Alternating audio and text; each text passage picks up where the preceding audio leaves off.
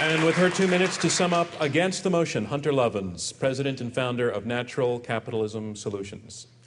Boys, you've done a pretty good job of arguing what is essentially an untenable proposition. Why is it untenable? Because the numbers are in. Goldman Sachs, July 2 years ago, showed that the companies that are leading the way in cutting their emissions in implementing energy efficiency have 25% higher stock value than their competitors. The Economist Intelligence Unit last February, the companies that are leading in this have the highest, fastest growing stock value, and conversely, the worst performing companies in the economy are most likely to have nobody in charge of these issues. Deutsche Asset Management, Dr. Bruce Kahn, this is a historic opportunity for the administration to take a global leadership position in energy while addressing the current economic and financial crisis. He calls for a green national infrastructure bank investing in energy efficiency and renewables. He said spend on the green sweet spot, efficiency in buildings, the new electric grid, renewables, and public transit. He said the credible scientific debate is over. As more dynamic models of climate change are developed, we expect to see estimates of the danger of global warming increasing. This is the business community, folks.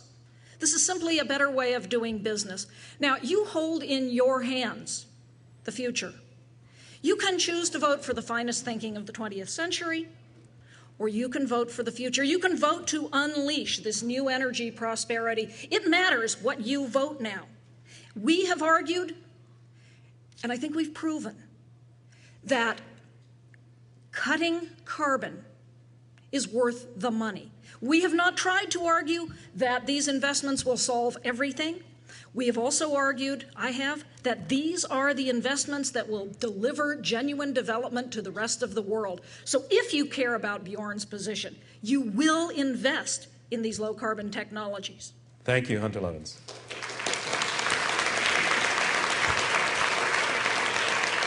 And finally, summing up for the motion, Phillip Stott, Emeritus Professor and Biogeographer from the University of London. Adam quoted a very great American. I'd like also to relate to a northeastern great American, in fact, the very founder of the American ecological movement, George Perkins Marsh of Vermont, who wrote Man and Nature in 1864, one of the greatest books ever written. And Professor David Lowenthal, also a great American author of today, wrote something about him which is extremely important for us to hear in the case of this debate. Environmental reformers who find nature's inarticulate indifference unbearable, impute their own aims to nature, and then purport to speak on nature's behalf. A reified natural world is then worshipped as virtuous. And Marsh himself said, the equation of animal and vegetable life is too complicated a problem for human intelligence to solve. I think there was a mighty humility in Marsh's view of nature, which actually we've forgotten today, which is vital.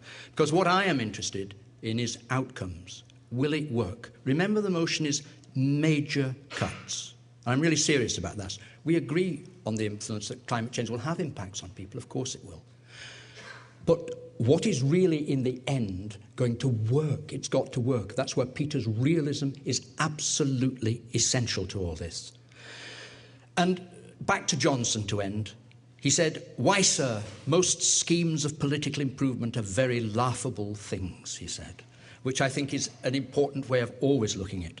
But finally, the limits of all that we're doing here. Also, Johnson, how small of all that human hearts endure, that parts which laws or kings or senates or congresses, I've added those, can cause or cure.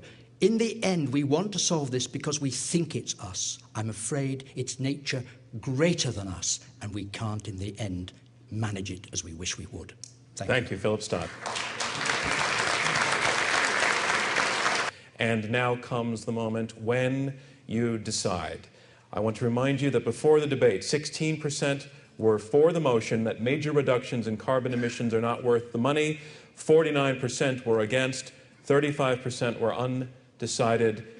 Please pick up your keypads. It's time to vote again. If you support the motion, press number 1. If you are against the motion, press number 2. If you remain or became undecided, press number 3.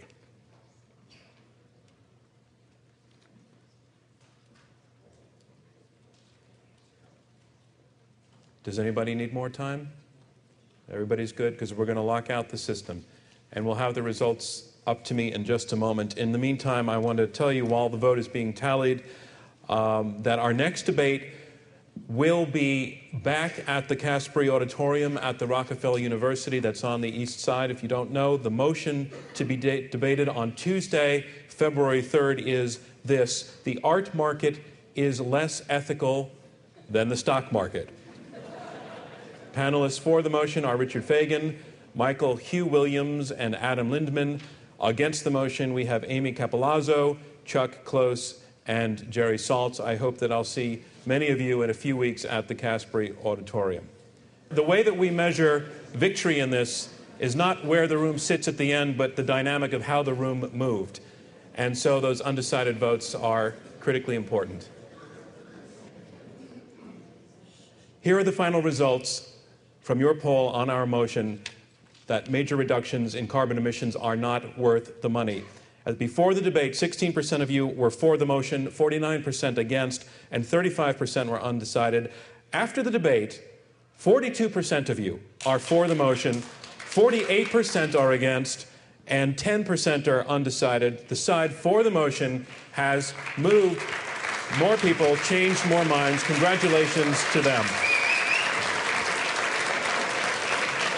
And thank you, debaters, and to the Rosencrantz Foundation, and to you for joining us wherever you are watching in the world. This is the last of our Intelligence Squared debates for the spring 2009 season. We'll see you back in the autumn for more debates from New York and London. For more information on Intelligence Squared and Intelligence Squared US, visit our websites. It's goodbye from me, John Donvan, and everyone here at Symphony Space in New York. Thank you.